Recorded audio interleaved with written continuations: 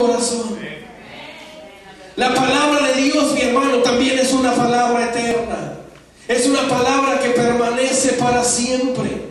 El cielo y la tierra pasarán, pero su palabra, ¿qué? No pasará. La palabra de Dios es eterna, porque el que habla la palabra es eterno. Déjeme decirle que las palabras toman poder dependiendo de quién lo dice. Amén. Si el presidente de esta nación da una palabra y firma esa palabra se convierte en ley.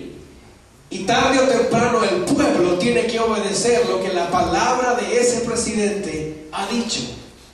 Pero si el pobre que vive en la esquina pidiendo dinero da una palabra, déjeme decirle que esa palabra se va a terminar allí donde él vive. Porque lo que él representa no tiene poder sobre la sociedad. Lo que él representa no tiene poder sobre nadie más. Yo le vine a decir, esta palabra la ha dado Dios. Amén.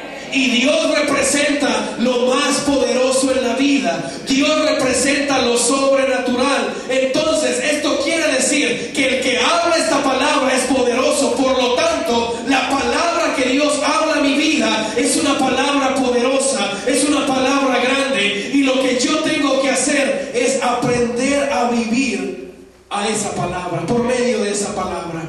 La palabra de Dios no sufre transformaciones. La palabra de Dios es la misma hoy, mañana y siempre. Todo eso es la palabra. Pero Dios le dice a Josué, quiero que obedezcas mi palabra. Nosotros sabemos, hermano, el efecto que hace la palabra.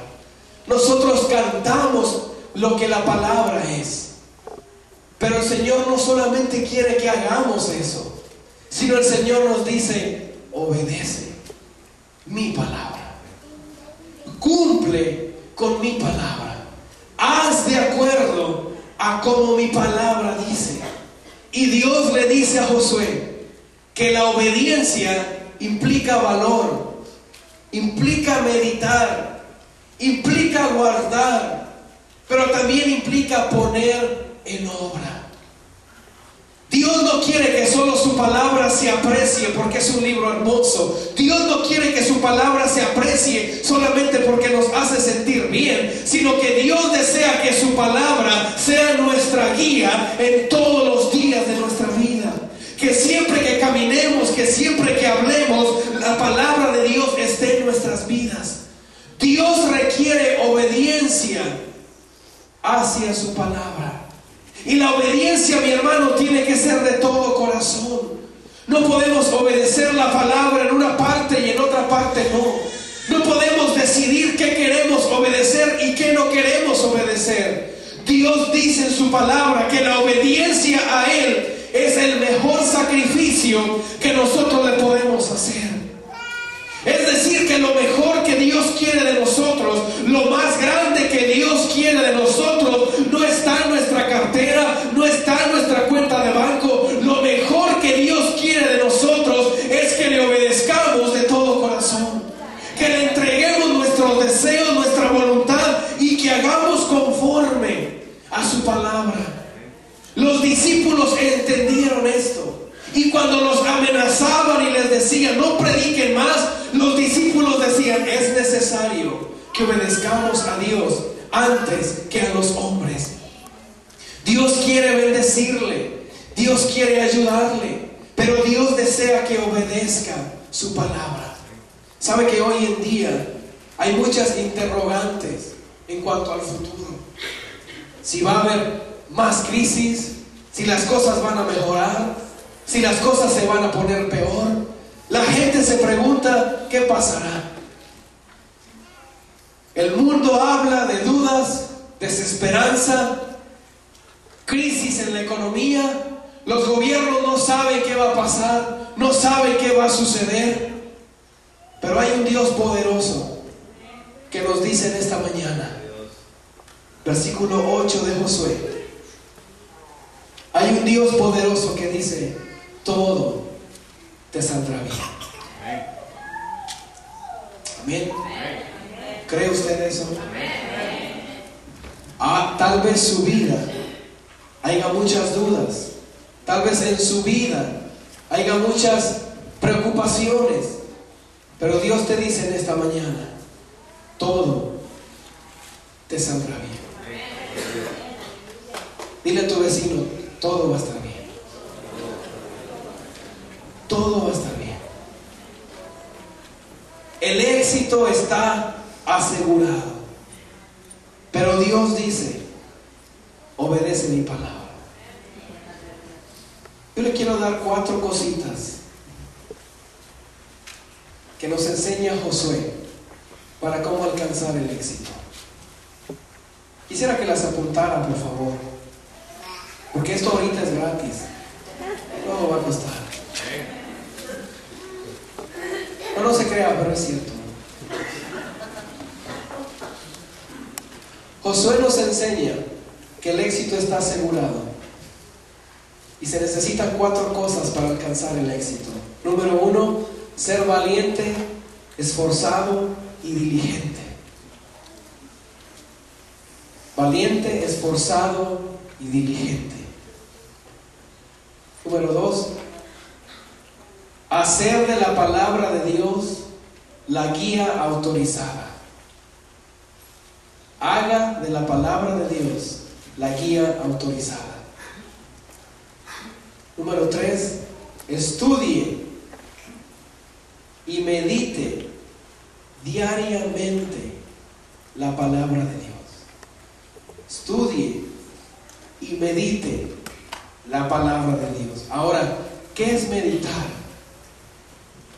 Meditar, hermano, es ir a la Biblia y pensar lo que estamos leyendo y reflexionar lo que estamos leyendo y analizar lo que estamos leyendo, y después que hicimos todo eso, ponerlo por obra, practicarlo. Es decir, no que se nos olvida, sino practicarlo. Si usted está leyendo y dice, amarás a tu prójimo como a ti mismo, usted tiene que meditar en eso y luego tiene que practicarlo. Si usted termina de leer, amarás a tu prójimo como a ti mismo, y lo primero que haces después de leer ese pasaje es sacarle la lengua a tu vecino, no estás meditando ni poniendo en obra lo que Dios dice en su palabra. ¿Amén, iglesia? Y lo último, tenemos que buscar fervientemente la presencia de Dios todos los domingos. Tenemos que buscar fervientemente la presencia de Dios toda la vida.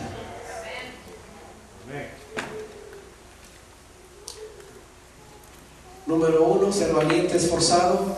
Número 2, hacer de la palabra de Dios la guía autorizada. Número 3, estudiar y meditar diariamente la palabra. Y el último, buscar fervientemente la presencia de Dios toda la vida.